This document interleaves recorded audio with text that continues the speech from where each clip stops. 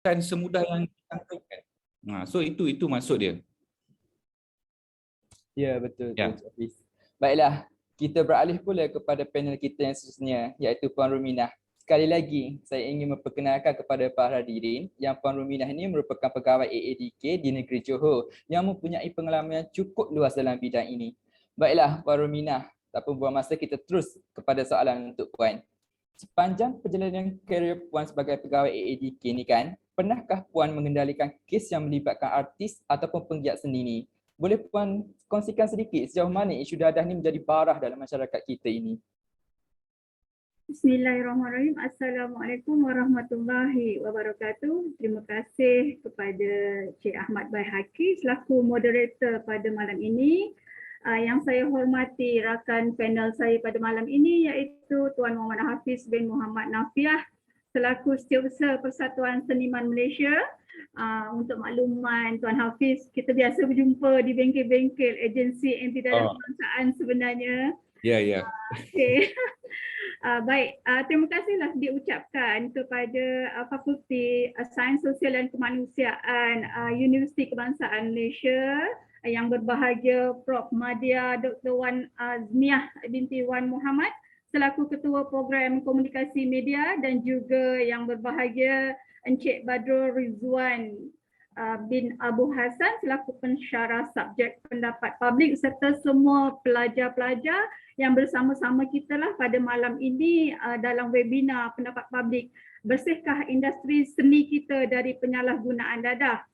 Apabila saya dijemput oleh jawatan kuasa program selaku panel untuk webinar pada malam ini, saya sangat berbesar hati kerana dalam tempoh 2 bulan ni sebenarnya saya mendapat cuti. Saya dah sebenarnya walaupun saya pegawai anti dadah di agensi anti dadah kebangsaan negeri Johor, dalam tempoh 2 bulan ini sebenarnya saya menjadi pelajar sepenuh masa dalam PhD saya. Fakulti kita sama, Fakulti Sains Sosial dan Kemanusiaan, cuma universiti kita saja berbeza. Saya di UTM dan adik-adik sekian berada di UKM.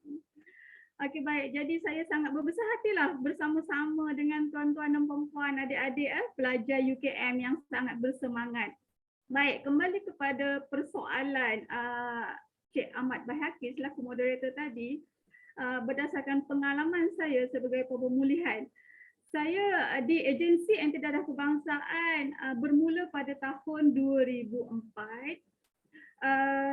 Bermula daripada itu saya sebagai pegawai pemulihan yang secara langsung terlibat dengan program-program rawatan pemulihan terhadap penagih-penagih dadah yang telah disyorkan, dijatuhkan di bawah perintah mahkamah dan menjalani rawatan pemulihan di institusi.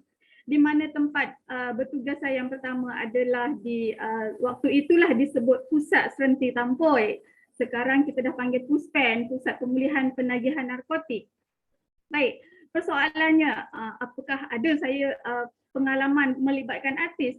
Okey, sejujurnya pada waktu itu saya bertugas sehinggalah ke hari ini secara langsung artis menjadi klien saya ataupun menjadi orang kena pengawasan ataupun menjadi pelatih di bawah penyeliaan saya tu, saya tak ada indirect lah, secara langsung tidak. Tetapi ya, saya akui di bawah agensi anti dadah kebangsaan ada artis yang terlibat di bawah pengawasan kami yang menjalani program rawatan pemulihan. Baik.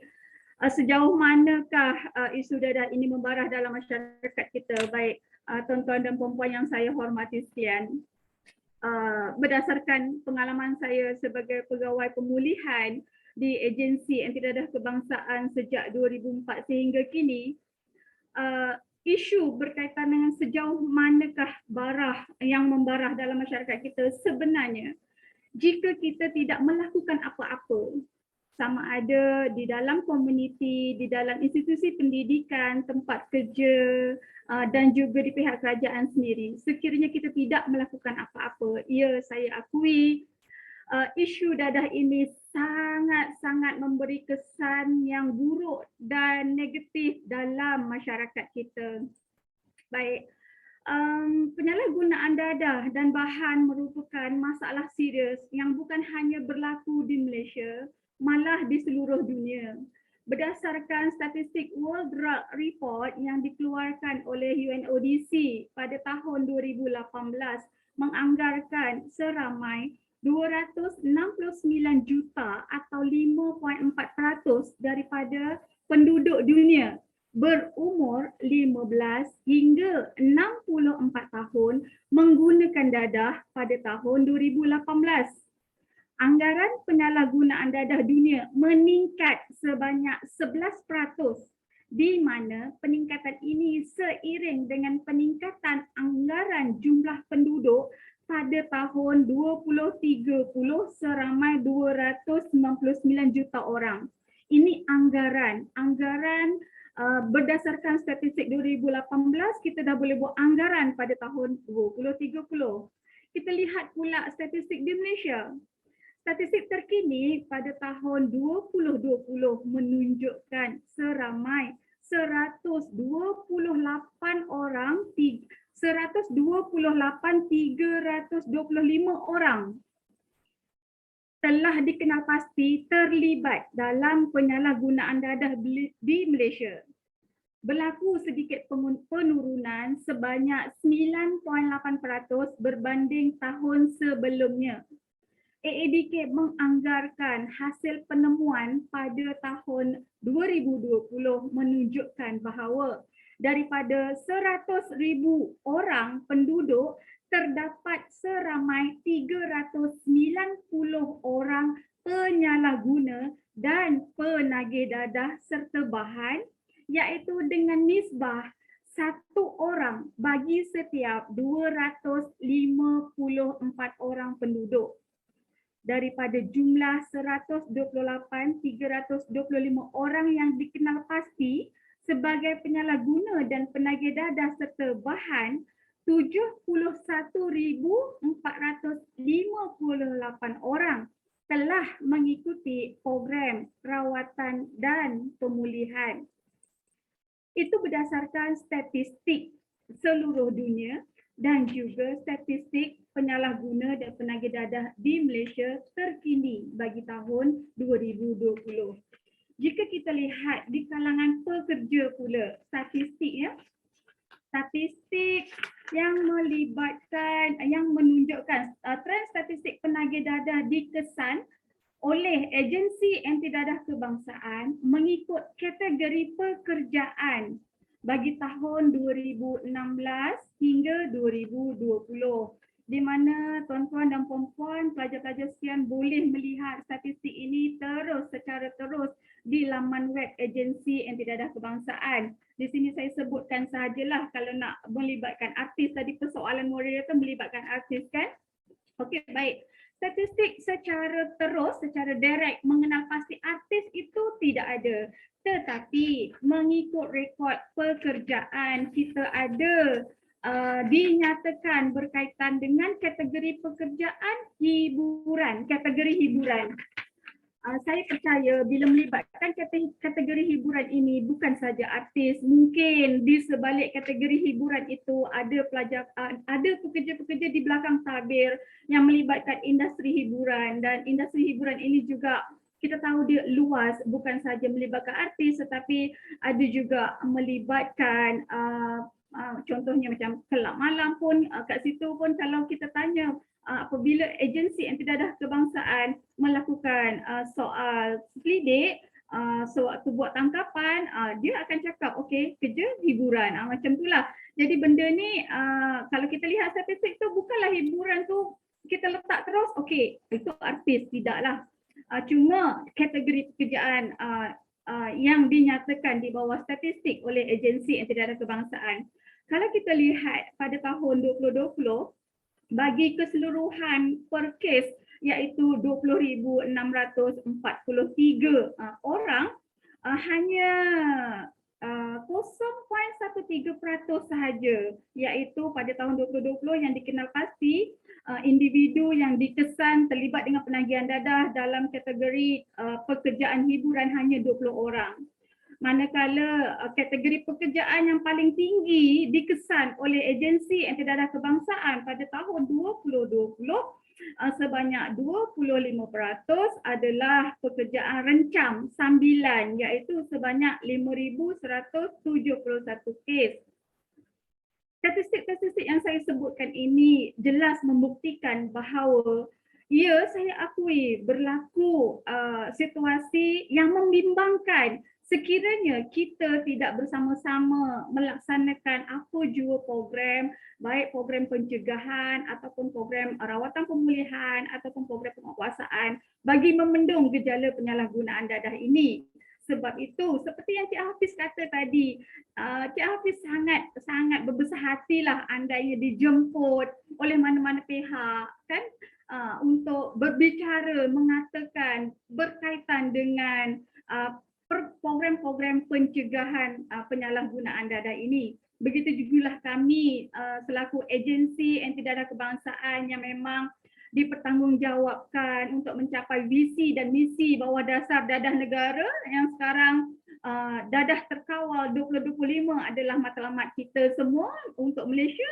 Maka kita teruskan usaha seperti ini supaya masalah penyalahgunaan dan penagihan dadah di Malaysia ini kita dapat turunkan, walaupun kita tidak dapat hapuskan, tetapi kita jangan putus asa. Kita kena memastikan setiap orang yang rapat dengan kita itu tidak terjebak dengan penyalahgunaan dadah, dan andainya kita dah dapat kenal pasti ada di kalangan orang sekeliling kita yang kita kenali ataupun yang kita rapat, yang kita ketahui dah mula berjinak-jinak, maka sama-samalah kita berusaha untuk membantu individu tersebut supaya tidak melangkah lebih jauh dan kembali menjadi manusia yang bermanfaat dunia dan akhirat, insya-Allah.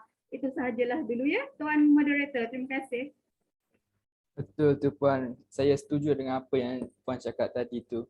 Baiklah, kita beralih pula kepada soalan yang seterusnya untuk Encik Hafiz, iaitu sejauh manakah isu dadah ni boleh mengganggu perjalanan karier penggiat seni, dan adakah mudah untuk mereka yang terlibat dengan isu dadah ni bangkit semula untuk bina karier mereka tu? Silakan Encik Hafiz.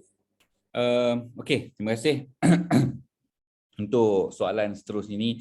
Bagi saya sebenarnya lah dadah ni dia tak kira sama ada you duduk dalam industri kreatif, you duduk dalam industri apa-apa industri lain selain daripada industri kreatif pun, benda ni sama je.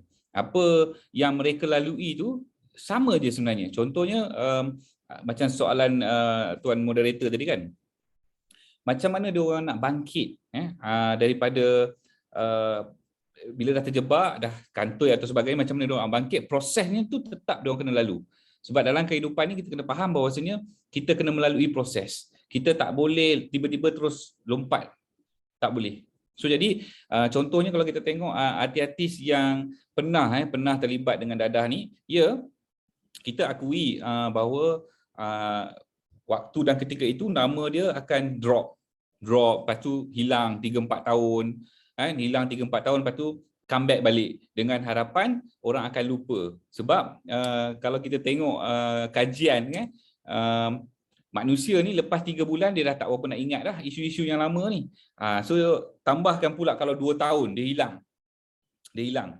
Tapi berbezanya orang dalam industri kreatif ni, maksudnya orang yang popular ni dengan orang-orang yang duduk dalam industri lain. Beza dia sebab kita ni famous, orang kenal. Waimah kalau kita pernah terlibat dadah tahun 1990, hari ni orang ataupun media akan tulis lagi, pelakon yang popular dengan drama ni tahun 1990 kembali beraksi. Dia akan quote perkataan tu. Contohnya, pelakon yang pernah ditahan atas kesalahan dadah kini kembali beraksi di layar perak contohnya. Tapi dia tetap nak quote benda-benda macam tu. Sebab apa? Sebab kita ni pelakon. Kalau orang yang bukan pelakon, yang tak dikenali, mungkin pihak wartawan ataupun pihak media tak akan quote benda-benda yang macam tu. Tapi bagi saya sedikit sebanyak dia mengganggu emosi untuk mereka ni kembali bangkit dan kembali sedar dengan kesilapan yang mereka buat sebelum-sebelum ni. Dan saya secara peribadi saya tak kata industri seni ni bersih daripada penyalahgunaan dadah. Saya tak kata, dan saya tak malu untuk mengaku bahawasanya industri saya ni memang ada yang terlibat dengan penyalahgunaan dadah. Tapi apa yang saya buat untuk kawan-kawan saya ni, bila mereka tahu saya juga adalah ikon anti dadah contohnya, saya ikon anti dadah, saya pengerusi JKPD daerah di Damwangi dan saya banyak buat program-program dengan ADK pun banyak jemput saya dan sebagainya. So jadi secara psikologi kawan saya terlibat ataupun mengambil segan. Bila jumpa kita ataupun duduk ramai-ramai, tiba-tiba kalau diorang nak isap ganja contohnya, diorang macam segan. So kita secara tak langsungnya, secara psikologi, saya mendidik mereka ni untuk hormat situasi tu. Apa maksud hormat situasi tu? Maksudnya kalau diorang duduk 3 orang, 4 orang, kan 3-4 orang tu memang isap ganja contohnya ataupun isap apa benda lah, isap dadah Tapi kalau diorang duduk 3 orang ni memang dah rosak tu lantak kau lah kan. Tapi soal dia duduk dengan orang yang lain-lain ni yang belum rosak lagi. So sedikit sebanyak benda tu boleh mempengaruhi. Sebab tu kita di seniman pun kadang-kadang kita ada bekerjasama dengan pihak Finas, kita turun ke lokasi penggambaran. Kita turun di lokasi penggambaran tu bukan sebab kita nak tangkap orang atau sebagainya. Kita nak bagi awareness. Dan saya juga ada banyak cadangan untuk kita boleh selesaikan masalah-masalah penggiat seni yang terlibat dengan dadah ni. Isu pokok dia sama ada nak buat atau tak nak, itu yang pertama. Yang keduanya, kalau kita bergerak secara solo untuk menjadikan benda ni sebagai realiti, tak mungkin akan berlaku. Tapi sekiranya bantuan daripada pihak kerajaan, sokongan daripada pihak kerajaan, sokongan daripada pihak agensi yang terlibat, termasuk agensi penguatkuasaan, benda ni boleh menjadi kenyataan untuk kita bersihkan industri kreatif ni daripada penyalahgunaan dadah. Saya ada formula tu, tapi belum ada lagi mana-mana agensi ataupun pihak kerajaan yang sudi nak buat benda ni secara serius. So jadi itulah penjelasan saya untuk soalan yang kedua. Baiklah, itu dia penjelasan daripada Encik Hafiz yang terang dan jelas lagi. Baiklah, Puan, kita beralih pula kepada soalan yang kedua untuk Puan. Isu dadah tidak mengenal status atau pangkat, berpendidikan ataupun tidak. Jadi boleh Puan terangkan, adakah terdapat perbezaan pengalaman ketika mengendalikan kes yang melibatkan artis dan juga rakyat biasa ini? Silakan Puan. Baik, terima kasih. Lagi sekali persoalan berkaitan dengan pengalamannya. Baik. Pengalaman sewaktu saya menjalankan sesi-sesi kaunseling, sesi-sesi rawatan pemulihan bersama dengan klien-klien saya di pusat pemulihan sejak tahun 2004. Antara artis dengan masyarakat biasa, sebenarnya mereka tetap sama satu, iaitu manusia. Manusia yang memerlukan perhatian, manusia yang memerlukan diberi peluang andainya melakukan kesilapan. Cuma spesialnya bagi saya lah, pengalaman saya, ini pengalaman yang nyata lah sewaktu saya bertugas di pusat pemulihan. Sebenarnya klien-klien saya tu, saya dah tak dapat nak bezakan adakah dia ni artis ataupun bukan. Sebab di dalam pusat pemulihan sendiri pun salah satu aktiviti yang kami berikan kepada pelatih kami adalah muzik. Mereka ada band dalam pusat pemulihan. Saya bertugas di 2 pusat pemulihan sebelum ini, iaitu Pusat Pemulihan Tampoi dan juga Pusat Pemulihan di Kampung Selamat Pulau Pinang. Kedua-dua institusi pemulihan yang saya bertugas itu memang kami ada bengkel muzik. Bengkel muzik sebagai terapi kepada klien kami menjalani rawatan pemulihan. Ini bermakna sewaktu saya menjalankan tugas sebagai pemulihan, kami kenal pasti minat dan bakat mereka. Secara tak langsung saya tak pastilah adakah klien saya tu memang artis yang terkenal atau tidak, yang itu menjadi private and confidential lah, rahsia saya lah. Okey, tetapi mereka ni memang sangat unik lah. Berbalik kepada konsep rawatan pemulihan yang diberikan oleh kerajaan Malaysia secara percuma ya. semua institusi pemulihan kita di bawah agensi Antidadah Kebangsaan Malaysia memberikan perkhidmatan secara percuma dalam menjalani proses rawatan dan pemulihan kepada mereka sama ada yang ditangkap ataupun secara sukarela. Kita untuk membantu mereka menjalani rawatan pemulihan, saya buat kempen pula untuk rawatan pemulihan lah. Bukanlah saya nak buat kempen rawatan pemulihan tu nak kata tak apalah pergilah isap dadah nanti boleh rawatan pemulihan. Tidak. Sebagai sebelum saya dapat cuti belajar ni, bidang tugas utama saya adalah pegawai pencegahan. Pegawai pencegahan. Jadi bila malam ni saya ditanya balik pasal pengalaman sebagai pegawai pemulihan, sebab pegawai AADK ni dia special sikit. Dia pegawai pencegahan, dia boleh jadi penguatkuasaan, dia boleh jadi dan juga dia sebagai pegawai rawatan dan pemulihan. Jadi bila saya bercakap pasal rawatan pemulihan ni, saya sangat berbesar hatilah berkaitan dengan soalan moderator tadi, pengalaman kan. Jadi soalnya di sini adalah kemahuan individu itu untuk pulih. Sama ada dia masyarakat biasa, orang biasa ataupun artis, mereka mempunyai keistimewaan yang tersendiri. Andainya mereka dah terjebak dalam penyalahgunaan dan juga penagihan dadah, sama ada ditangkap ataupun menyerah diri untuk rawatan pemulihan, saya sebagai pegawai pemulihan sukalah nak menyatakan bahawa program untuk rawatan pemulihan kepada individu sama ada artis ataupun tidak, kita laksanakan, kita berikan sama tanpa pilih kasih. Cumanya sebagai pegawai pemulihan di AADK yang saya cerita tadi, saya ada dua institusi pengalaman saya selaku pegawai pemulihan. Istimewanya klien-klien saya di dalam itu sewaktu menjalani rawatan pemulihan, mereka sangat memang ada berjiwa seni lah bagi saya lah. Mereka ni kan mempunyai hati yang rapuh tau, mudah touching. Itu pengalaman sebenar saya selaku pegawai pemulihan.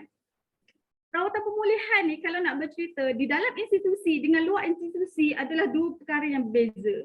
Jika di luar institusi untuk program rawatan pemulihan, individu yang memang secara sukarela nak berubah, bagaimana cara sekalipun, bagaimana situasi terhadap mereka, pengaruh bagaimana sekalipun, kalau mereka ada keinginan nak berubah, mereka mudah untuk menjalani rawatan pemulihan dalam komuniti dengan hidup seperti orang biasa. Boleh, memang boleh.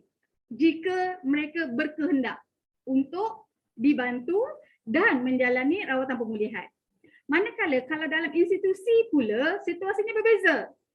Sebab mereka dalam institusi ni tak perlu fikir dunia luar pada waktu itu. Tempoh rawatan pemulihan di bawah penguatkuasaan undang-undang adalah 24 bulan. Ini di bawah perintah mahkamah lah untuk rawatan pemulihan dalam institusi selama 24 bulan ataupun 2 tahun. Jadi dalam tempoh tu kalau mereka tidak mematuhi segala peraturan-peraturan di dalam institusi, mereka akan tertekan, mereka akan kemurungan. Jadi salah satu program, salah satu terapi yang kami beri dalam pusat pemulihan, dalam institusi pemulihan adalah bengkel muzik. Waktu saya bertugas sebagai pemulihan, saya bertugas sebagai pembagian pemulihan dalam institusi pada tahun 2018. Rasa tak jauh lah kan, baru 3 tahun macam tu kan. Di Kampung Selamat pun ada bengkel muzik. Di pusat pemulihan Tampoi pun ada bengkel muzik, di mana mereka ini apabila tiba sahaja untuk terapi muzik, memang tak tunggulah dek, memang tak tunggu dah.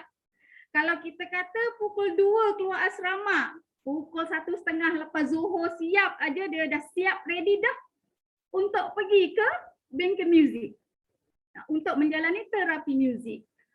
Begitu sekali lah kalau saya nak menceritakanlah kepada tuan-tuan dan adik-adik semua perbezaan dalam melayani klien saya yang ada jiwa-jiwa seni dan jiwa-jiwa artis ni. Dia memang special, dalam tu memang dia special.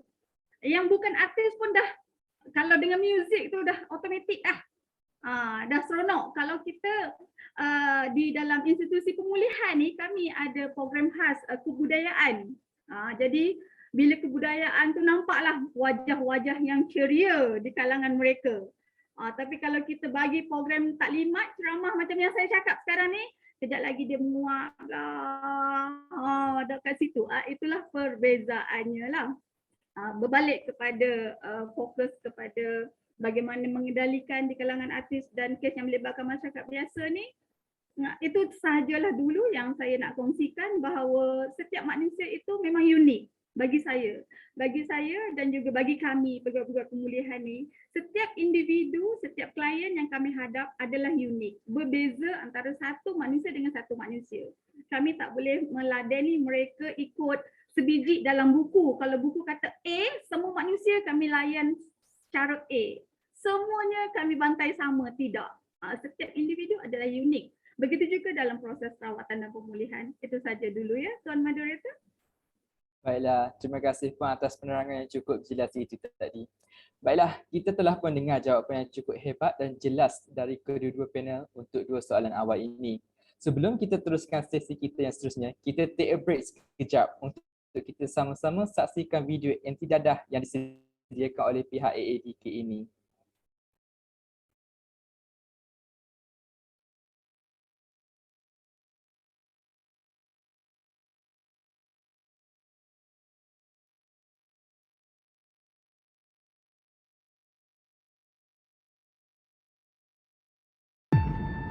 Aku ada satu benda ni.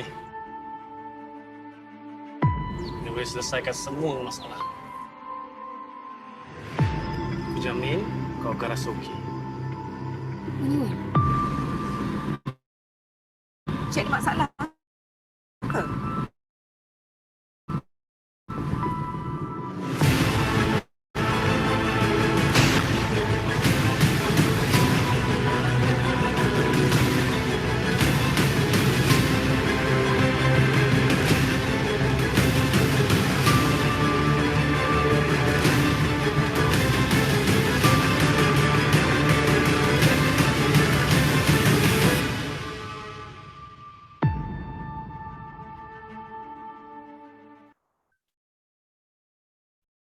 Baiklah, kita telah pun menyaksikan video anti dadah yang disediakan oleh pihak AADK. Tanpa buang masa lagi, kita masuk ke agenda kita yang seterusnya.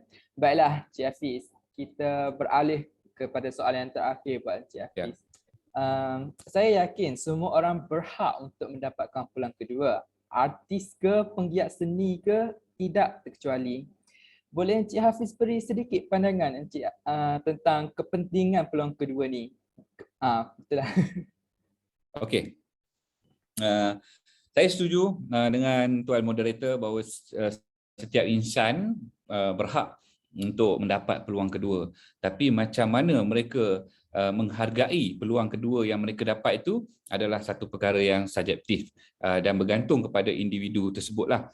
So bagi saya, peluang kedua ni perlu dimanfaatkan dengan sebaik mungkin. Saya bercakap atas faktor industri kreatif. Contohnya, apa yang kita perlu lakukan adalah sentiasa memberikan support system yang secara konsisten kepada mereka yang pernah terjebak dalam isu penyalahgunaan dadah ni di kalangan penggiat-penggiat seni ni. Itu yang pertama. Yang kedua, kita perlu mengadakan engagement dengan mereka secara berkala. Kita tak boleh lepaskan diorang macam tu je. So jadi kita kena ada engagement secara berkala. And then yang ketiga, saya percaya juga kerjasama antara agensi termasuklah AADK, agensi yang diberi tanggungjawab untuk mengawal dadah dan menguatkuasakan benda-benda berkenaan dengan dadah ni. So jadi tiga elemen ni yang saya pilih untuk malam ni, iaitu support system, engagement dan juga kerjasama, dua hala antara persatuan dan juga agensi. Sebab tu saya kata kerjasama macam seniman dengan AADK tu memang tak dapat dinafikan lagi, sebab kita memang bekerjasama secara rapat berkenaan dengan pelbagai isu dan juga kita banyak buat program bersama. antara seniman dan juga educate. Program-program yang kita buat ni adalah program-program yang bercorakkan penyebaran maklumat, sebab kita ahli kita ni adalah ahli-ahli yang semua orang yang terlibat dalam industri ni, yang kita tengok nak keluar TV ke nak keluar mana, dia orang tu wajib menjadi ahli Persatuan Seniman Malaysia. So jadi kita gunakan apa yang kita ada, kelebihan kita ni, untuk kita sebarkan maklumat kepada masyarakat, bukan saja kepada orang-orang dalam industri tapi kepada masyarakat secara amnya lah. And then support system, saya nak elaborate sikit. Support system ni maksudnya kita kena ada satu modul, dan saya juga percaya AADK sendiri, agensi anti dadah, mempunyai banyak sangat modul dalam segi kepulihan. Macam Puan kata tadi kan, banyak modul sebenarnya. Kalau seseorang itu yang terlibat dengan penyalahgunaan dadah tu, dia ikut apa yang modul yang AADK ada tu, saya yakin 100% dia akan berubah dan dia akan boleh meninggalkan najis dadah tu. So jadi sebab tu kita bekerjasama dengan AADK dan kita gunakan modul yang ada tu untuk kita bantu kawan-kawan kita dalam industri ni yang terlibat dengan dadah. Dan peluang-peluang ni kita kena bagi dekat orang. Contohnya ialah bila sebut dia pasal dadah ni, kantoi je masuk berita ni semua malu tutup muka, tapi bila buat tak malu pula kan. Tapi bila kantoi malu tutup muka dan sebagainya, tak nak tunjuk orang, tapi orang dah tahu dah kan. So jadi benda ni dia akan ada efek bila dia berhadapan dengan masyarakat. Sama juga macam saya kata tadi, orang yang duduk dalam industri kreatif dan orang yang duduk dalam industri lain pun adalah manusia. So maksudnya dia akan melalui proses yang sama. Cuma kami ni orang kenal, yang lain-lain tu orang tak kenal. Itu beza dia kat situ saja. So jadi tapi tetap kena melakukan proses yang sama. Sebab tu saya punya quotes bila saya bagi ceramah dekat student-student, dekat Puspen ke, dekat mana ke, dekat dalam kawasan saya ke atau apa pun, saya punya quote senang je. Kita manusia berhak untuk kecewa, tapi jangan sesekali kita putus asa dengan apa yang kita nak buat. Kita boleh kecewa tapi jangan sesekali kita putus asa. Sama juga, saya takkan putus asa untuk bantu agensi terutamanya AADK ni. Kadang-kadang saya kesian dekat AADK ni sebenarnya. Kan, bekerja siang malam tungkus lumus untuk membendung masalah dadah ni, baik di peringkat persatuan penduduk, peringkat kawasan, peringkat daerah, sampailah ke peringkat kebangsaan ni. Tapi realiti dan hakikatnya ada juga masalah-masalah lain, seperti masalah-masalah yang paling ketara daripada segi penguatkuasaan lah kan. Sebab AADK duk kepung macam ni, tapi yang sebelah sana buka pintu.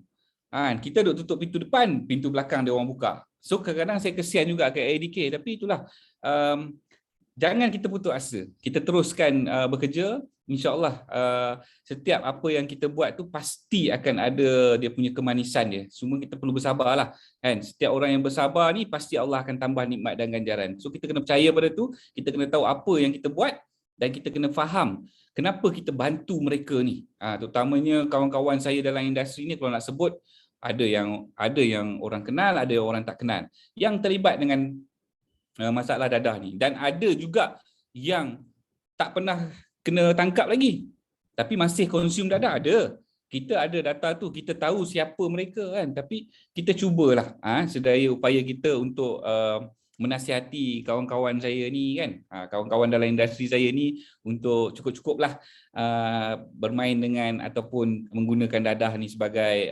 satu, orang kata, kononnya untuk dapat feel, kononnya untuk dapat emosi, kononnya untuk hilangkan rasa malu dan sebagainya. Sebab kita seniman pernah buat kajian tu. Kita interview lebih 300 penggiat seni. Kita nak tahu kenapa dia menggunakan dadah, untuk apa function dia. So kita ada laporan yang kita buat tu, kita ada maklumat tu, kita ada data tu, kita ada kan. So kita tahulah kenapa mereka menggunakan. Tapi kita tak boleh nak, maksud saya bukan saya menyokong, tapi maksudnya saya tak boleh menafikan, sebab benda tu berdasarkan pada data. Kalau kita interview 300 orang, 200 orang kata ambil dadah ni boleh hilang malu. So maksudnya data tu sahih lah benda tu. Tapi kita tak boleh menggalakkan mereka untuk pergi ke arah itu. Sebab ada banyak lagi metod-metod lain.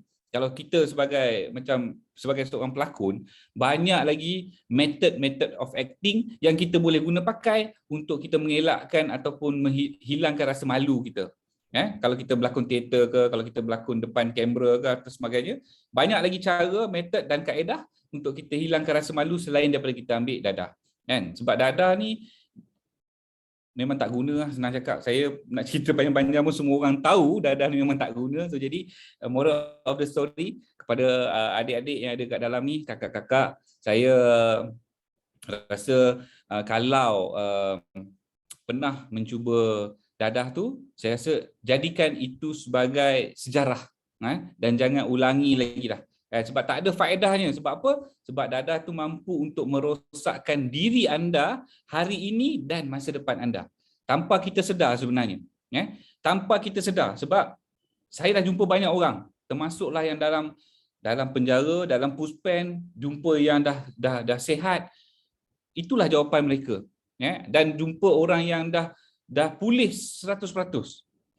Ada yang lawyer, ada yang doktor yang saya dah jumpa, ada doktor, ada lawyer, ada pakar motivasi, even though pakar motivasi pun pernah terlibat dengan dadah, ada. Banyak orang yang saya jumpa sepanjang perjalanan saya duduk dengan ADK sebagai ikon ni, saya dah jumpa banyak kategori, banyak orang. Jadi saya faham sangat-sangat benda tu, dan tambah pula zaman sekarang ni dengan teknologi yang semakin canggih, pergaulan yang semakin bebas, itu yang kita risaukan untuk anak-anak muda kita ni, termasuklah pelajar-pelajar bukan kata dari peringkat universiti, termasuklah pelajar-pelajar di peringkat sekolah menengah dan juga sekolah rendah. Kalau kita tengok statistik daripada agensi yang tidak ada, seawal umur 13 tahun pun dah ada yang terjebak dengan dadah. Dadah yang mereka ambil tu pula bukan dadah yang sembarangan tau. Dia orang ambil contohnya ais. Ais tu saya tak tahu nak cakap, sebab itu dah dikategorikan sebagai dadah sintetik. Dadah sintetik ni bahayalah tuan-tuan.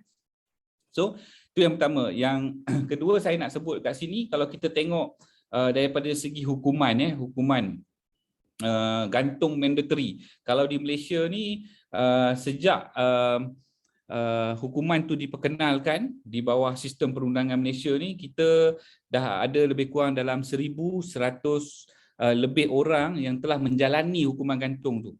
Daripada yang telah menjalani hukuman tu, kebanyakannya dia lebih kurang dalam 78% adalah pesalah dadah. Jenayah tu kurang. Yang dah maksud saya ni, yang dah jalani hukuman gantung tu, daripada 1,120 orang ni, 78% adalah kesalahan dadah. Bayangkan. Dan yang menunggu untuk hukuman ni lebih kurang lagi 1,181 orang yang tunggu hukuman gantung mandatory ni. Dan daripada 1,181 ni pun percentage dia 80 lebih peratus adalah kesalahan dadah. Bayangkan. Maksudnya kalau kita tengok kat situ, maksudnya penggunaan ataupun penyalahgunaan dadah ni di kalangan masyarakat di Malaysia ni sangat membimbangkan tuan-tuan. So jadi adik-adik yang ada kat dalam ni, saya mohon untuk bersama-sama dengan saya, untuk bersama-sama dengan agensi, kita sama-sama kita mengingatkan orang-orang yang kita sayang dulu. Kita tak mampu nak pergi lebih jauh, kita jaga orang-orang di sekeliling kita dulu supaya mereka ni terhindar daripada dadah. So daripada situ kita create pula lagi satu layer daripada orang yang kita sayang tu, orang yang kita sayang tu pertahankan pula orang-orang yang mereka sayang. So layer kedua, layer ketiga, layer keempat. So benda ni akan jadi besar. Makin lama kita akan dapat protect orang-orang sekeliling kita yang kita sayang. Itu yang penting. Sebab kita kena ada usaha yang berterusan. Kita tak boleh, usaha tu kita tak boleh terhenti di situ je. Kempen tu pun kena berjalan secara berterusan. Sebab tu AADK ada je program dia, walkabout lah, itulah, inilah, pergi melawat OKP kat rumah lah, itulah, ini, macam-macam ada. So kalau korang yang ada dalam ni, yang dengar dalam ni, so boleh join boleh join aktiviti AADK ni di peringkat daerah masing-masing. Boleh, pergi je pejabat AADK tu, takkan dia orang halau baliknya. Tambah-tambah saya percaya adik-adik kakak-kakak dalam ni follower ada 200-300 ribu orang ni kan. Satu orang kalau ada follower 300-400 ribu, 500 juta, yang ada yang Insta famous dan sebagainya, boleh juga membantu pihak agensi untuk menyebarkan maklumat-maklumat yang bermanfaat kepada masyarakat. Ingat, sekali kita mudahkan urusan orang, sekali kita bantu orang, 10 kali Tuhan akan tolong kita. So kita kena buat satu benda dengan ikhlas. InsyaAllah semoga perkongsian ini memberi manfaat kepada semua yang ada kat dalam sesi webinar pada kali ini. InsyaAllah, terima kasih. Baiklah, terima kasih Encik Hafiz atas penerangan yang cukup jelas itu tadi. Baiklah, kita beralih pula kepada Puan Ruminah. Baiklah Puan, soalan terakhir untuk Puan. Pada pendapat Puan, adakah keterlibatan selebriti dalam penagihan dadah boleh mendorong kepada peningkatan kes dadah di negara kita?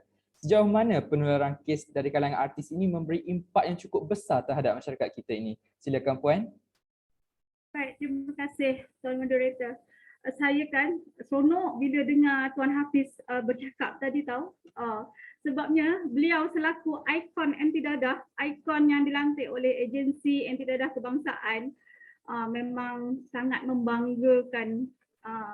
Kalau beliau sebagai sukarelawan, sebagai ikon bersemangat sebegitu sekali, adik-adik yang muda-muda ni kena malulah kalau tidak bersemangat seperti beliau. Dan apatah lagi kami yang memang berada di agensi anti dadah kebangsaan ni. Kita pun muda lagi Puan. Oh ya ke? InsyaAllah, insyaAllah.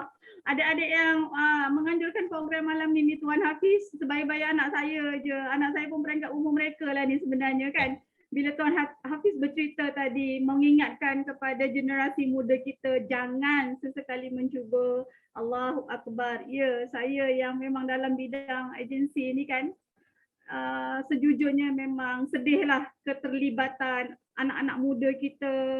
Kalau ikut statistik AADK, benar seperti apa yang Tuan Hafiz ceritakan tadi, berdasarkan statistik agensi anti dadah kebangsaan, seawal usia 13 tahun dah ada rekod di bawah agensi anti dadah kebangsaan sebenarnya. Itu yang ada rekod.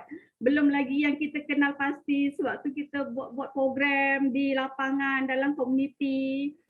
Anak-anak di peringkat umur sekolah rendah lagi sebenarnya dah pandai, dah hisap rokok, hisap vape, dah kenal apa itu ais, dah tahu sebut itu batu. Abang tolong tolong bagi dia tolong abang paskan barang kepada kawan, dia dapat upah RM5.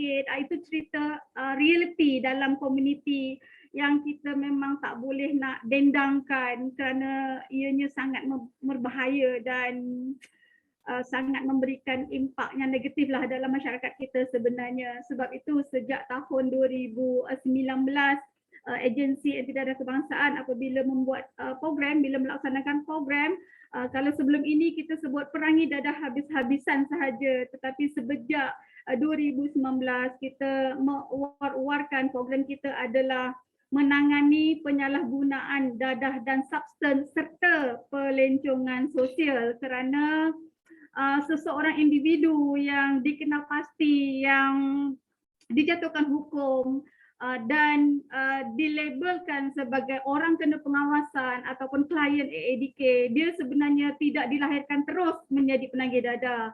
Dia melalui beberapa proses, bermula dengan masalah pelencongan sosial, kemudian keterlibatan dalam penyalahgunaan substans, bermula dengan rokok, vape dan seterusnya jenis-jenis dadah yang lain. Sukalah saya nak berkongsi berkaitan dengan statistik trend penagihan dadah ya. Sebab persoalan moderator tadi, sejauh mana kan keterlibatan selebriti ini menjadi pemangkin kepada peningkatan kes dadah. Sebenarnya seperti yang Tuan Hafiz sebut tadi, selebriti ini dia adalah boleh dikatakan menjadi role model, menjadi pujaan kepada masyarakat. Kan daripada saya kecil dulu sampailah kita dah umur dewasa, macam saya dah peringkat umur tua lah kan. Kalau kita tengok artis, kalau zaman saya tu Zaina Zain, contoh Zaina Zain, kita bagi contoh yang memang woke lah kan. Zaman saya lah woke, zaman adik-adik tak tahulah kenal lagi ke Zaina Zain tu kan. Contoh Zainal Zain, memang itu pujaan saya lah waktu saya umur belasan tahun. Saya ingat lagi waktu saya umur 19 tahun, waktu tu Zainal Zain buat konsert di Johor Bahru. Semata nak tengok Zainal Zain depan mata, sanggup. Lalu 12 malam tu balik, tengah-tengah malam pun sanggup. Itu. Dan saya percaya dalam masyarakat kita sampai sekarang, bila sebut sahaja artis, masih lagi di kalangan kita memuja artis. Kan kita tengok artis memang sebagai ikon. Sebab tu di bawah agensi anti dadah ni, seniman salah satu persatuan artis yang memang menjalankan kerjasama yang baik bersama agensi anti dadah. Dan telah ditayangkan di skrin kita ni berkaitan dengan ini adalah jurnal Agensi Anti Dadah Kebangsaan, di mana penyelidikan ini adalah kerjasama dengan Persatuan Seniman Malaysia. Tajuk kajian ini adalah ketagihan dan penyalahgunaan dadah di kalangan selebriti tempatan. Kajian terhadap industri filem, televisyen dan muzik. Tadi Tuan Hafiz ada sebutkan seniman ada buat kajian. Inilah kajiannya. Inilah kajiannya. Ya. Inilah kajiannya, inilah hasilnya yang adik-adik sebenarnya anak-anak boleh dapatkan penulisan penuh kajian ini di laman web AADK di bawah jurnal AADK. Kajian ini dijalankan berhubung dengan penggunaan dadah di kalangan selebriti tempatan dalam industri filem, televisyen dan muzik di Malaysia. Di mana kajian ini melibatkan populasi yang terdiri daripada ahli seniman seramai 4,488 ahli seniman, tetapi yang terlibat secara langsung dalam kajian ini bermula pada Oktober 2015 hingga Jun 2016. Kajiannya mengumpulkan responden sebanyak 766 responden bagi kaji selidik. Manakala 80 responden yang melibatkan ahli seniman bagi kaedah temuduga. Termasuk sesi kumpulan berfokus dan temuduga secara individu. Kat situ adik-adik boleh tengoklah, tuan-tuan dan puan-puan pun boleh tahulah berapa ramainya ahli seniman yang telah membantu dalam melaksanakan kajian ini. Dan hasil dapatan daripada kajian ini merujuk kepada objektif kajian, di mana hasil penemuan kajian secara dasarnya telah memberi satu maklumat asas tentang keterlibatan selebriti dalam penyalahgunaan dadah. Daripada kaedah-kaedah penyelidikan yang dijalankan, sifat dan tahap penyalahgunaan dadah di kalangan selebriti yang dipilih di dalam warga seniman telah dikenal pasti, khususnya bagi menyelesaikan isu mengenai jenis ataupun kategori dadah yang digunakan. Kajian ini telah mengumpul statistik deskriptif asas dari segi penggunaan di kalangan kategori seperti isu mengenai umur, jantina, kaum, agama dan sebagainya. Kaedah kumpulan fokus dan temuduga yang dijalankan ini telah berjaya memberikan satu bukti asas tentang faktor-faktor yang menjurus ke arah penyalahgunaan dadah di kalangan komuniti terbabit, iaitu di kalangan artis. Baik, berdasarkan statistik tren penyalahgunaan dadah, jika dahulu, ini pun dapat dilihatlah di laman web Agensi Anti Dadah Kebangsaan Malaysia. Saya sukalah hendak menyatakan bahawa tren penagihan dadah juga telah berubah, ya tuan-tuan dan puan-puan. Jika pada tahun 2016, jenis dadah yang paling kerap digunakan berdasarkan statistik AADK adalah jenis opiat. Tetapi pada tahun 2018, 19 dan 2020, tren penagihan itu telah berubah.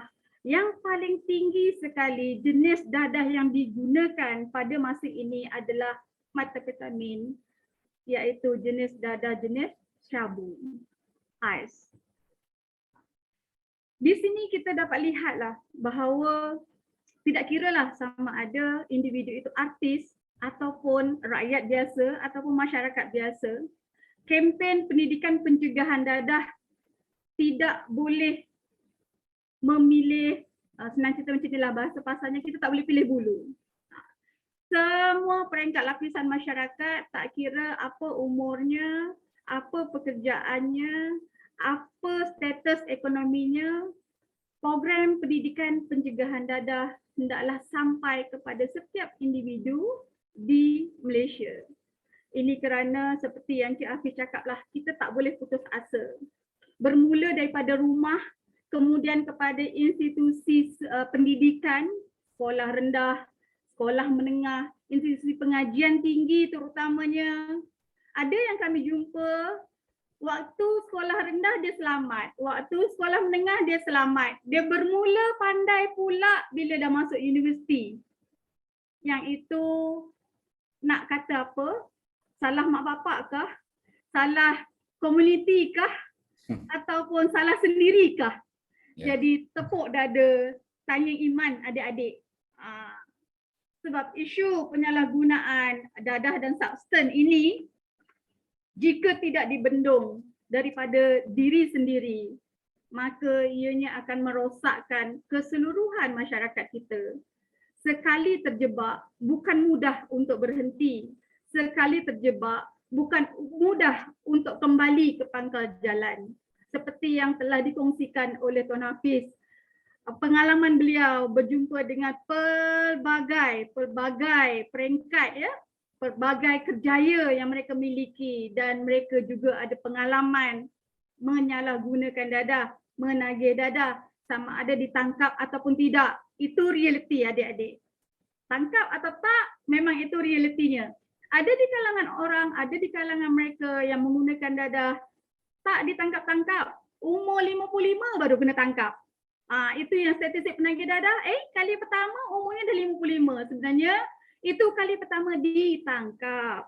Statistik AADK adalah berkaitan dengan tangkapan yang dikesan. Sebab tu statistik kita semuanya ada ayat penagih dadah dikesan AADK. Dikesan, ada juga yang tidak dikesan. Jadi yang tidak dikesan itulah kita kena sama-sama berusaha untuk hashtag lebih baik cegah. Hashtag seniman adalah tak perlu steam guys. Saya masih ingat itu di bengkel lagi. Itulah hashtag seniman kita kan. Jadi semoga kita dapat sama-sama mencapai visi dan misi dasar-dasar negara kita, dadah terkawal 2025. Itu sahaja daripada saya. Sekian, terima kasih.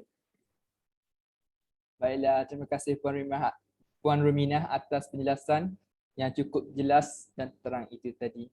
Baiklah para hadirin yang dirahmati sekalian, kini tibalah masa yang dinanti-nantikan, iaitu sesi question and answer atau lebih dikenali juga sebagai Q&A. Sekiranya para hadirin mempunyai sebarang soalan yang ingin diutarakan, para hadirin boleh menulis soalan di ruangan chat box dan saya akan membacanya.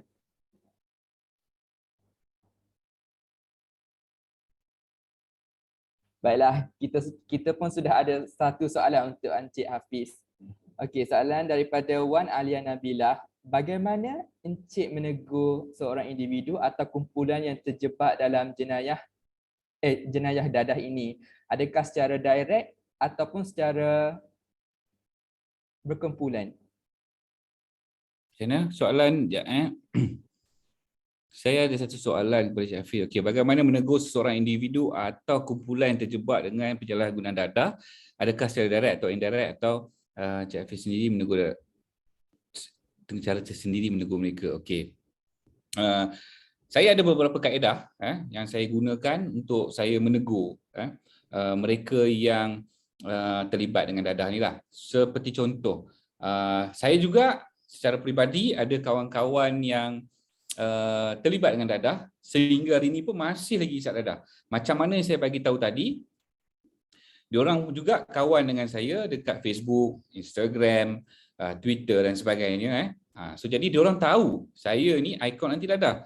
Diorang tahu saya ni pengurusi JKPD, AADK, selalu pergi meeting dengan AADK dan sebagainya, buat program berkenaan dengan dadah sebagainya. Jadi bila saya duduk dengan mereka, mereka tak buat benda tu. So bagi saya itu satu kejayaan secara peribadi. Bila kononnya bila saya datang duduk ramai-ramai ni, walhal mereka tu mungkin sedang isap ganja ataupun isap dadah ataupun tengah buat benda-benda yang tak sepatutnya dia orang buat, tapi bila saya datang, bila saya duduk kat situ, benda tu tak berlaku. So itu kaedah secara indirect. Kita tak cakap pun tapi mereka kenal kita. Sebab tu kita kena, macam saya lah terutamanya sebagai ikon anti dadah, saya kena menonjolkan diri saya sebagai ikon. So bila mana saya pergi kat sesuatu tempat tu, saya ada banyak kaedah yang saya boleh guna pakai untuk bagi nasihat pada orang.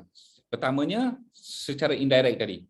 So dalam keadaan beberapa ketika tu diorang tak buat benda tu. Itu yang pertama. Yang kedua, saya akan menasihati mereka bukan dengan cara paksaan. Sebab saya pun masuk juga kursus-kursus yang dianjurkan oleh ADK dan sebagainya. So kita ada beberapa modul dan beberapa cara untuk mendekati golongan-golongan ni supaya mereka tidak rasa tertekan, tidak rasa emosi untuk kenapa aku nak kena macam ni, nak kena macam ni. So tak. Jadi kita anggap mereka tu sebagai kawan kita dan kita engage mereka tu untuk bersama dengan kita dalam program-program kita yang akan datang. Walhal kadang-kadang saya duduk dengan orang-orang ni, kita tengok pun kita dah tahu dah, oh dia ni kalau urine mesti positif. Positif apa tak tahu tapi mesti positif. So cara dan kaedahnya kita engage diorang tu, pergi bawa ke program kita yang seterusnya. Dan program yang kita bawa tu tak semestinya program-program yang melibatkan berkenaan dengan dadah, tidak. Tapi program-program yang sihat. Contohnya, minggu depan aku ada hiking. So budak-budak ni, 3-4 orang ni kita ajak pergi hiking. Minggu depan ada main futsal, ajak diorang ni pergi main futsal. Kebetulan pula besok ada main badminton. Besok ajak diorang ni pergi main badminton. So jadi bila kita sibukkan mereka dengan aktiviti-aktiviti sihat ni, diorang dah tak ada masa nak pergi beli dadah ke, nak pergi isap dadah ke, diorang dah tak ada masa buat benda tu. So secara tak langsungnya dia akan dapat mengurangkan penggunaan dadah tu dulu. Itu step yang pertama, kita nak kurangkan penggunaan dadah tu. Sebab kalau kita nak suruh diorang berhenti, terus berhenti tak boleh. Macam Puan Ruminah kata tadi, kita tak boleh tangkap dia terus kita stopkan dia isap dadah. Tak akan berjaya juga sebenarnya. So jadi kita ada kaedah-kaedah yang boleh kita bantu mereka untuk kita tegur mereka lah. Macam tu. Baiklah, terima kasih Encik Hafiz. Okey, soalan kedua daripada Farah Fazira. Apa pendapat panel tentang filem atau drama yang menayangkan aktiviti berkaitan dadah atau menggunakan dadah dalam sesebuah scene? Adakah ia boleh mempengaruhi anak muda atau artis yang membawa watak itu sendiri untuk mencuba perkara tersebut? Siapa nak jawab tu? Nak mula dari mana-mana tu? Tak apa, Puan Ruminah jawab dulu, nanti saya tambah sikit. Okey, baik. Sebelum soalan tu, sebenarnya di atas tu ada soalan khusus untuk saya. Jadinya saya boleh ke saya bawa sekali soalan yang di atas tu sebelum saya pergi boleh, ke Puan. Boleh, Puan. Boleh kan? Sebab Boleh. saya tengok Tuan Moderator dah termis, jadi saya bacakanlah soalan daripada Nur Nadiah Farhana. Dia tanya kepada saya, ada satu soalan, dia kata, kita tahu hukuman akan dikenakan bagi sesiapa yang mengambil dan menjual dadah. Tetapi mengapakah hukuman orang yang mengedar dadah lebih berat berbanding dengan orang yang menghisap dadah? Sudah tentu jawapannya sudah pasti yang mengedar itu lebih hukumannya daripada orang yang menghisap, sebab ianya melibatkan supply and demand. Okey adik-adik, urusan bisnes dek. Ini soal urusan bisnes dek. Business worldwide. Dia bukan saja isu di Malaysia, tapi sebenarnya urusan bisnes seluruh dunia. Sebab itu di bawah undang-undang, kita di Malaysia ada 2 undang-undang utama ya, kalau melibatkan satu pengedar ni dan satu penagih ni. Hisap dadah tu penagih lah ya. Okey, baik. Untuk pengedaran, ianya terutamanya undang-undang kita di Malaysia adalah di bawah Akta Dadah Berbahaya 1952, Pindaan 1998. Itu tadi yang Tuan Hafiz ada sebut berkaitan dengan hukuman gantung. Ramai pesalah-pesalah yang menunggu hukuman gantung, sebenarnya banyak sebahagian daripada mereka tu adalah orang yang mengedar dadah. Hukuman mengedar dadah memang berat. Kerana apa? Bermula dengan pengedaran inilah berlakunya kacau bilau umat manusia. Ini nak ceritakannya secara jelas. Adik-adik ya, Kalau tak isap dadah pun boleh terlibat dengan masalah pengedaran. Pernah dengar keldai dadah? Saya kembalikan persoalan kepada adik-adik kembali ya. Keldai dadah.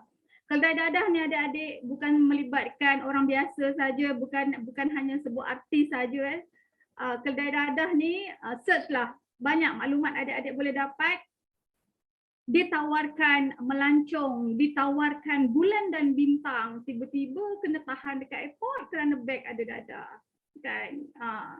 Okey, itu sebagai satu contoh mengapa mengedar dadah tu hukumannya lebih berat. Di bawah Akta Dadah Berbahaya di Malaysia ni, Akta Dadah Berbahaya 1952, adik-adik semua pelajar cerdik pandai universiti kan, sila search lah, sila Google ya. Memiliki beberapa gram ganja sahaja pun sudah boleh dikenakan hukuman penjara dan juga hukuman gantung jika melebihi pada berat-berat jenis-jenis dadah tertentu. Semuanya ni kerajaan wujudkan undang-undang ini adalah untuk membantu rakyat Malaysia supaya kekal selamat, stabil, tenteram, aman dan sejahtera. Sebab tu pada tahun 1981 mantan Perdana Menteri kita Tun Mahathir Mohamad mengisytiharkan bahawa dadah musuh nombor 1 negara. Dan sehingga hari ini pun pucuk pimpinan kita masih lagi menyokong segala usaha-usaha penguatkuasaan, pencegahan dan juga rawatan pemulihan di bawah Kerajaan Malaysia. Keduanya di bawah undang-undang untuk penagih dadah pula adalah di bawah Akta Penagih Dadah Rawatan dan Pemulihan 1983 Pindaan 1998. Yang ini berkaitan dengan orang yang menyalahguna dadah. Tadi sewaktu sesi sebelum ini saya dah nyatakan tak ada orang-orang tu lahir-lahir terus nak jadi penagih dadah, tak ada. Dan bukan mudah nak menjatuhkan hukum ataupun nak melabelkan seseorang itu sebagai penagih dadah, bukan mudah. Ianya di bawah undang-undang juga, di bawah kuasa magistrate, perintah mahkamah. Barulah seorang itu AADK kata, ya itu klien kami, ya itu orang kena pengawasan, ya itu sedang menjalin rawatan pemulihan melalui proses undang-undang ya dek. Sebab tu bersyukurlah kita dekat Malaysia ni kerana apa? Kerana kita masih lagi bermati-matian, usaha habis-habisan untuk tidak menerima desakan-desakan pihak berkepentingan agar kita menghalalkan ganja. Ada usaha-usaha itu. Dan ada negara luar yang telah menghalalkan penggunaan ganja pun. Tapi kita Malaysia masih lagi tidak. Kita belum akur lagi kepada desakan-desakan beberapa pihak yang minta kerajaan menghalalkan ganja. Ini salah satu usaha penguatkuasaan yang masih lagi kita Malaysia berpegang teguh untuk melindungi kita rakyat Malaysia. Sebab bahan dadah, substance ni sangat mudarat adik-adik.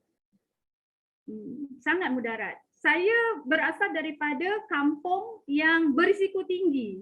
Yang waktu zaman saya kecil-kecil dulu, brother-brother dalam kampung saya isap ganja tu selamba je. Tadi saya ada sebutkan statistik trend perubahan penagihan dadah kan daripada opiat kepada yang sekarang metapetamin ya. Begitu juga lagi kampung saya, Daevan jugalah. Kalau dulu brother-brother tu ganja, dia dah otai lah. Kalau saya kena umur 40-an, brother-brother dah otai. Ada yang pernah kena tangkap, ada yang tak kena tangkap pun, ada yang dah meninggal pun sebab overdose. Ganja je dek. Kan? Sebab tu bila saya berada di AADK ni, kerajaan Malaysia masih berpegang teguh tidak menghalalkan ganja tu. Saya salah seorang warga negara Malaysia yang sangat bersyukurlah, sujud syukurlah. Sebab saya memang daripada kampung yang pengguna ganjanya tegar dahulunya. Sekarang belia-belia kami pula dah tukar kepada ais dek, batu dek. Sedih. Tapi kita tak boleh nak putus asa. Selamatkanlah kita. Okey, balik kepada yang tadi. Apa ikon tadi soalan baru? Bila makcik bercakap ya dek. Minta maaf ya sekejap. Mana soalan tadi ya? Soalan Farah Fazira tadi ya. Menayangkan aktiviti berkaitan dengan dadah atau menggunakan dadah. Okey, baik. Kalau kita tengok iklan-iklan di di TV itu adalah do and don'ts. Maknanya apa yang boleh, apa yang tak boleh. Masyarakat kita sekarang dah cerdik pandai. Kan? Dah cerdik pandai. Maklumat di hujung jari, dah tak payah tengok buka berita lagi dah. Kan? Sambil-sambil main PUBG, kalau korang main PUBG ya. Sambil-sambil korang main PUBG pun korang boleh masuk notification apa sahaja yang adik-adik ataupun orang masyarakat kita search kan. Jadi iklan-iklan sebegitu sebenarnya ada kebaikannya kepada masyarakat. Maknanya don'ts, jangan. Sekali mencuba, sengsara selamanya. Setiap kali kita buat iklan ataupun filem pasal penagihan dadah, dia ada pro and con dia. Semuanya untuk mendidik masyarakat. Mendidik masyarakat agar lebih cakna, agar lebih prihatin berkaitan bahawa di Malaysia ni, di dunia ni dadah masih musuh kita. Kita tak berlawan dengan komunis sekarang. Komunis tak nampak. Kan? Tapi kita masih lagi berlawan dengan masalah penyalahgunaan dadah dan substan. Mungkin Cik Hafiz boleh tambah sikitlah di side artis pula sebagai ikon kita ya.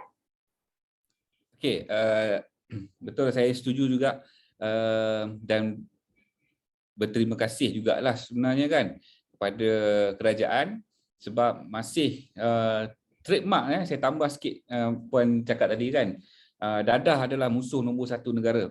Tapi saya setuju dadah adalah musuh nombor satu negara, tapi saya ada persoalan terhadap dadah musuh nombor satu negara tu. Persoalan saya kadang-kadang saya tanya juga pada diri saya sendiri kan. Kita isytihar dadah adalah musuh nombor satu dalam negara kita. Tapi kita melayan dadah tu ibarat musuh nombor 10. Soalan saya, siapa yang perlu dipersalahkan dalam isu ni? Sebab tu saya kata daripada awal tadi sesi kita ni, saya kata kadang-kadang saya kesian pada ADK buat kerja bagai nak gila ni, tapi tutup pintu depan, buka pintu belakang, tutup pintu belakang, buka pintu depan. Ni soalan dia kan. Sampai bila kita nak selesai masalah ni? Kalau trademark kita dah ada lah. Kan? Dadah adalah musuh nombor satu negara. Tapi kita sendiri ni sebagai masyarakat ni melayan dadah tu sebagai musuh nombor 10. Bila nak selesai isu dadah? Sebab tu saya pun cakap juga dalam banyak kursus yang kita attend kita nak hapuskan dadah ni secara zero, nak zerokan dadah dalam Malaysia ni kita tak mungkin akan boleh buat.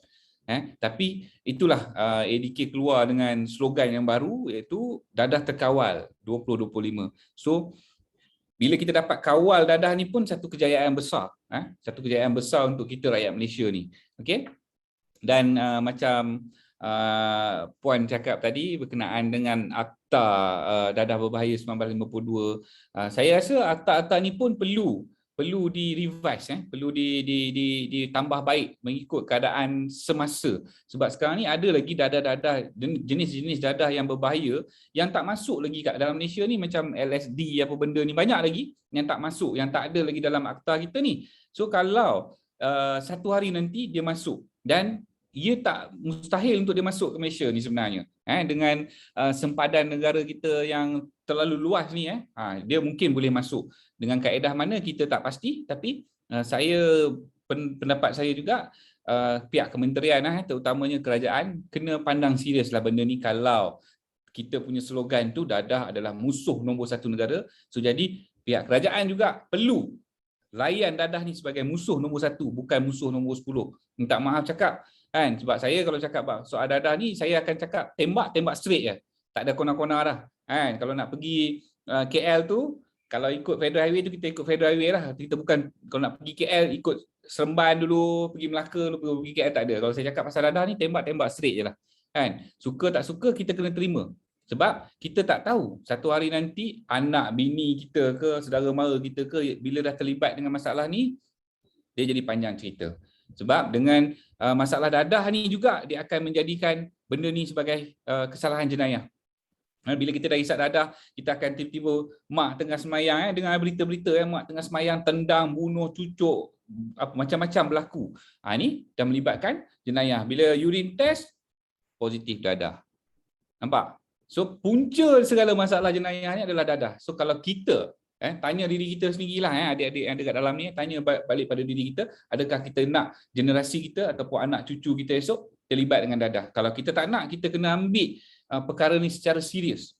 Wa imah kalau orang lain tak ambil serius, kita kena ambil serius benda ni. Kan? Okey, balik pada soalan ni. Apakah pendapat panel tentang filem atau drama yang menayangkan aktiviti berkaitan dadah atau menggunakan dadah dalam sesebuah scene? Adakah ia boleh mempengaruhi anak muda atau artis yang membawa watak itu sendiri untuk mencuba perkara tersebut? Okey. Untuk pengetahuan yang bertanya soalan ni, saya juga pernah melakonkan beberapa watak sebagai penagih dadah. Saya juga pernah dipenjarakan dalam filem lah. Kalau ikut rekod jenayah tak adalah, tak pernah kena penjara, tapi dalam filem saya pernah jadi penagih dadah, saya pernah jadi pengedar dadah, saya pernah jadi banduan, pernah jadi doktor, pernah jadi orang kampung, macam-macam karakter saya pernah bawa. Tapi takat hari ni alhamdulillah tak pernah lagi terjebak secara terjebak dengan dadah lah. Kalau nak cerita sejarah saya pun pernah menggunakan dadah satu ketika dahulu. Satu ketika dahulu. Kalau nak tahu cerita tu, nanti boleh follow saya kat Facebook ke Instagram, kita boleh sembang lebih panjang. Macam mana kita ni kan. Tapi saya dulu pun bukanlah kata terjebak sebagai penagih, tidak. Saya cuba, tak boleh, saya tinggal. Tapi ada cara dia, ada kaedah dia macam mana kita nak kuat untuk lawan benda-benda macam ni. Bagi saya sekarang ni, kalau letak dekat depan saya ganja ke, ekstasi ke, metafetamin ke, apa benda ke, saya boleh tolak macam tu je. Saya tak ada terasa teringin ke nak ambil dadah, tak ada. Saya boleh tolak macam tu je. Dia ada teknik dia. So, berbalik kepada sebuah filem atau drama, dia ada pro and con macam ada Puan kata tadi. Dia ada pro and con. Tapi sebenarnya bila kita tengok scene-scene macam tu ataupun sebuah babak-babak yang melibatkan penggunaan alkohol dalam kelab, penggunaan pil dalam filem atau drama, sebenarnya kita sebagai penonton, kita kena ambil benda tu sebagai satu benda yang positif. Kalau kita melihat benda tu secara negatifnya, so benda tu akan jadi negatif. So jadi manusia ni kita seboleh-bolehnya kita ambil benda tu secara positif. Saya tak nafikan, ada juga orang yang akan terjebak bila tengok filem-filem ataupun scene-scene yang berkaitan dengan dadah ni. Contoh macam kita tengok filem James Bond ke di panggung wayang, bila kita keluar tu tiba-tiba kita pun rasa macam nak jadi James Bond. Ada tak? Saya percaya adik-adik yang ada dalam ni pernah lalu situasi yang sama. Uish, baik ada ni berlakon, aku rasa nak jadi macam ni, nak bawa kereta macam ni. Kadang-kadang kita ada trigger benda tu, kita panggil trigger. Benda tu ada, tapi sebenarnya kita ambil lah benda tu secara positif. Dalam bab soalan Farah Fazira ni tadi, saya menyarankan kepada mana-mana individu yang melihat scene ataupun babak dalam filem atau drama yang ada menggunakan dadah ni, ambil secara positif. Dan kita sudah pastinya apabila kita menayangkan filem ataupun babak yang berkaitan dengan dadah ni, kita ada mesej yang kita nak sampaikan kepada masyarakat. Itu penjelasan di setakat ni. Banyak soalan ni hari ni. Ya, baiklah. Terima kasih Encik Hafiz dan Puan Ruminah atas penjelasan yang cukup jelas tadi. Ya, memang kita ada banyak soalan tapi kita terpaksa tutup sesi Q&A ini kerana kita kesuntukan masa. Mungkin Encik Hafiz dan Puan Ruminah boleh berkongsi media sosial Encik Hafiz dan Puan Ruminah. Mana tahu kuat-kuat ada lagi yang nak bertanya soalan lepas ni. Saya mulakan dulu lah ya, berkaitan dengan media sosial saya. Boleh. Saya promote dulu media sosial ADK lah kan. Ataupun Puan boleh juga tulis di ruangan chat box ini. Saya dah tuliskan di ruangan chat box untuk hotline AADK sebab ada persoalan berkaitan dengan kalau ada terjebak semula nak buat aduan ke kan. Jadi untuk hotline AADK ada dua talian. Talian pertama adalah talian tetap, boleh dihubungi di talian 0389112233 ataupun melalui WhatsApp 0196262233. Untuk FB saya simple je, Ruminah Ismail. Dan sekejap lagi saya typekan nombor handphone saya anytime. Sebab saya sekarang bukan bekerja pun, saya student, full time student. So banyak masa untuk melayani dan menjawab persoalan-persoalan adik-adik sekiranya berminatlah untuk pertanyaan selanjutnya. Itu saja daripada saya. Terima kasih. Okey, saya punya media sosial saya dah type dekat ruang chat box tu, tapi saya sebutkan jugalah kat sini. So boleh follow saya dekat Instagram, Instagram saya Villa Hafiz. Boleh like juga page Facebook saya iaitu Hafiz Nafiah Official, ataupun boleh follow lah TikTok saya Villa Hafiz juga, Twitter Hafiz Nafiah. Apa lagi ya, setakat tu je lah. Dan juga boleh juga selalulah lawati saya punya website villahafiz.com. Dan kalau ada apa-apa soalan, boleh saja email juga kat saya ataupun just DM saja dekat Instagram ke kat Facebook ke. InsyaAllah saya akan bantu tuan-tuan, adik-adik, kakak yang mana ada masalah berkenaan dengan dadah ke, ada masalah apa-apa ke, insyaAllah apa yang saya boleh bantu, saya pasti akan cuba bantu semua yang memerlukan bantuan ni. So itulah setakat hari ini saya rasa. Terima kasih banyak-banyak kepada yang menjemput. Terima kasih kepada Fakulti Sains Sosial dan Kemanusiaan ni. Terima kasih kepada UKM juga. Terima kasih kepada Puan Ruminah juga, rakan panel saya hari ini. Terima kasih, saya sangat berbesar hatilah kalau dapat duduk dalam program-program yang melibatkan bercakap pasal dadah ni. Saya memang, kita nak bercakap sampai pagi pun boleh sebenarnya kalau bercakap pasal dadah ni kan. Saya takkan pernah tolak lah kalau nak cakap pasal dadah ni, insyaAllah. Terima kasih banyak-banyak. Baiklah, terima kasih Encik Hafiz, Puan Ruminah. Hadirin sekalian, bunga dedap di atas para, anak dusun pasang pelita. Kalau tersilap tutur bicara, jemari disusun, maaf dipinta. Masa sememangnya amat mencemburui kita, walaupun masih banyak persoalan dan pandangan yang ingin dilontarkan, tapi sedihnya kita terpaksa menamatkan sisi dialog ini. Semoga semua persoalan terjawab dan dapat membantu komuniti setempat untuk menangani masalah najis dadah ini dalam kalangan masyarakat dan juga anak seni. Para hadirin sekalian, sebelum kita mengakhiri webinar ini, diharapkan semua dapat mengisi kehadiran di Google Form yang telah kami sediakan di ruangan chat box ini. Dan para hadirin juga, kalau boleh diminta untuk membuka kamera untuk kita mengambil gambar sebagai kenang-kenangan.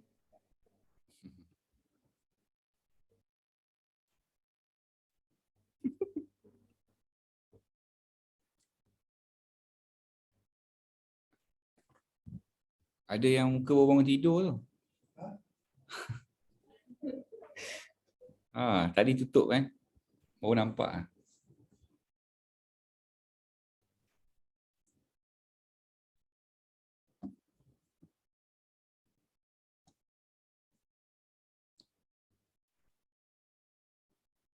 Macam mana, dah boleh senyum ke apa ni?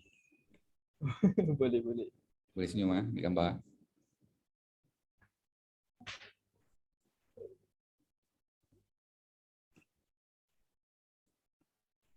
Yang belum buka kamera tu, bolehlah buka kamera, tunjukkan wajah yang kita yang kacak dan bergaya yang lawa ni. Ramai ni. Yo.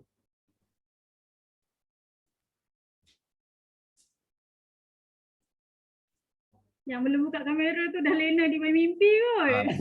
Itu lah. Pastinya lah. Kan? Okay everyone, please buka kamera. Kan Dr. Wan dah mengamuk tu. Tak tahu. Ramai yang dekat lagi ni.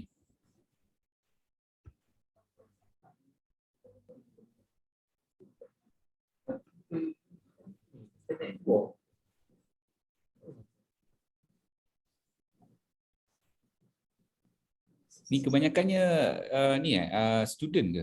Kebanyakannya student UKM. Okay. Hi everyone.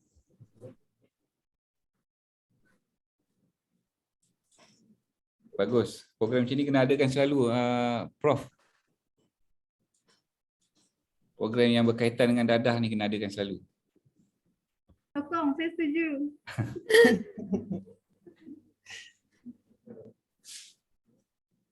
susah dia nak cari orang yang sanggup nak datang bercakap. Tapi kalau online ni senang banyak lah.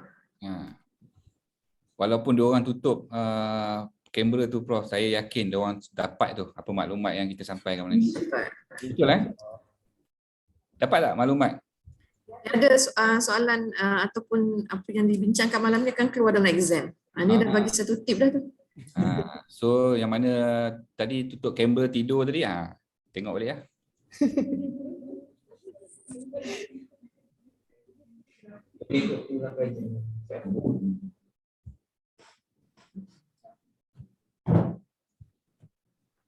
Pemuda-pemudi harapan bangsa. Bayi-bayi anak saya ni, insyaAllah.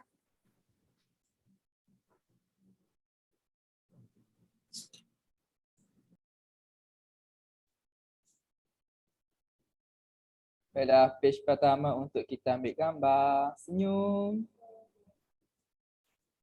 Alright. Page kedua. Okey, page kedua. Senyum. Alright. Terima kasih semua yang sudi buka kamera semua tu.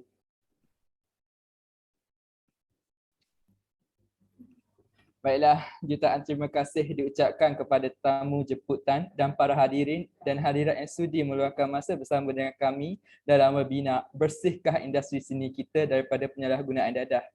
Diharapkan dengan webinar ini dapat membuka mata lebih banyak pihak dengan lebih mendalam lagi mengenai isu dadah yang membelenggu industri seni kita. Terima kasih semua, stay safe dan jaga SOP walaupun anda berada di mana sahaja. Cik Hafiz tu dah promote baju dia dah tu. Hashtag tak perlu steam guys. Mana nak dapat tu Cik Hafiz, nak beli macam mana? Mak, tak ada jualan tu.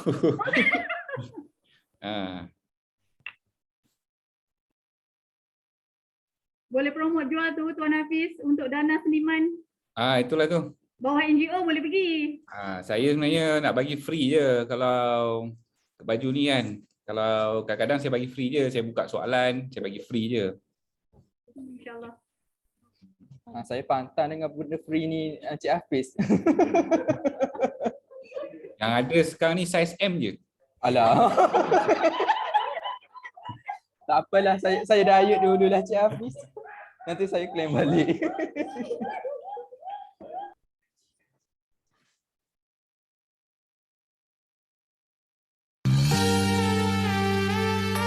Baiklah semua, terima kasih kerana sudi join. Dadah semua. Tapi Cik Hafiz, kata saya minta maaf dari malam-malam.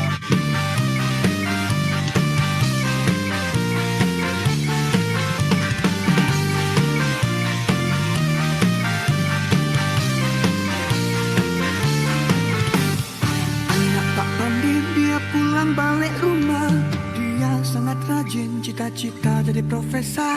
Duduk datang rumah dengan kawan-kawan dia, pergi ke bulan bukan pakai roket NASA.